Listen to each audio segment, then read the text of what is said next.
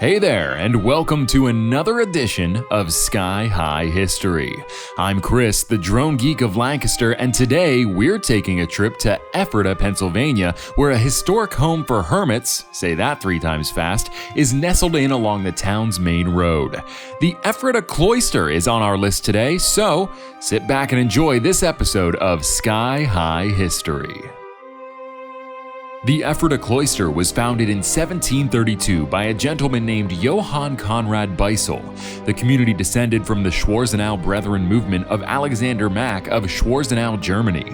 When Beisel arrived to Lancaster County, he and the community of sisters and brothers established what is known today as the town of Ephrata.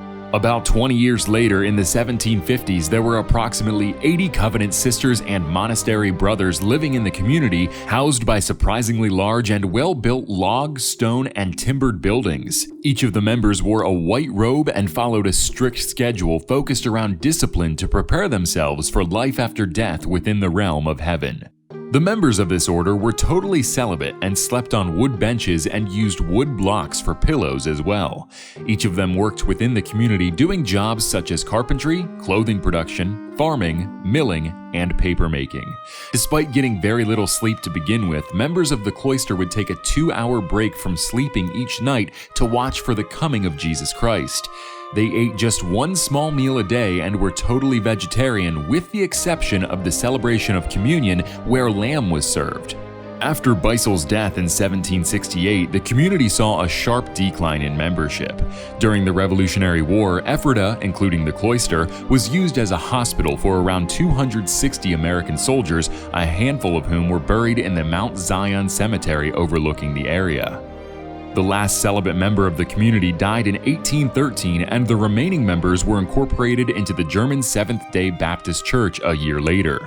Members of the community continued to live and worship within the cloister until the closure of it in 1934. As of 1941, the grounds of the Ephrata Cloister are owned by the Commonwealth of Pennsylvania and operated and maintained by the Pennsylvania Historical and Museum Commission.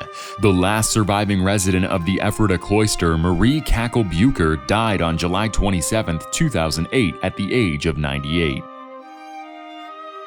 Well, I hope you learned something new today. If you did, take a moment to hit the like button down below. We're also on the quest for 1,000 subscribers, so while you're hitting the like button, take a moment to hit the subscribe button as well. If you really loved my video and want to be notified when I post more content in the future, please hit the bell icon next to the subscribe button. Your support is greatly appreciated.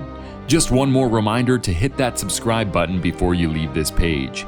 If you'd like to learn more about the Ephrata Cloister or to donate to it and its initiatives, please visit www.ephratacloister.org. That's www.ephratacloister.org. Thanks for watching Sky High History. Stay informed and stay happy. Until next time, take care now.